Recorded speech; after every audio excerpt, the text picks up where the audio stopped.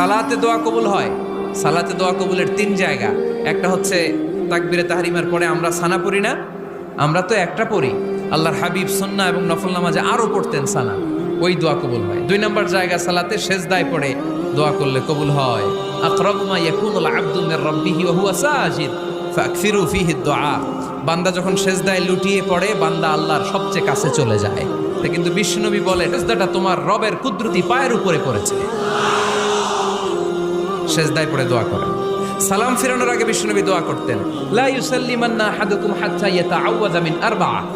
আল্লাহর হাবিব বললেন, 4 জিনিস থেকে পানাহ না আছে আমার কোন উম্মত যেন সালাম না ফিরায়। তারা যেন পড়ে, আল্লাহুম্মা ইন্নী আউযু বিকা মিন আযাবিল কবর, আউযু বিকা মিন আযাবি জাহান্নাম, আউযু বিকা মিন ফিতনাতিল মাহইয়া ওয়াল মামাত, আউযু বিকা মিন ফিতনাতিল মাসিহিদ দাজ্জাল। আল্লাহ কবরের আযাব থেকে বাঁচাও, আল্লাহ জাহান্নামের আগুন থেকে বাঁচাও, আল্লাহ জীবন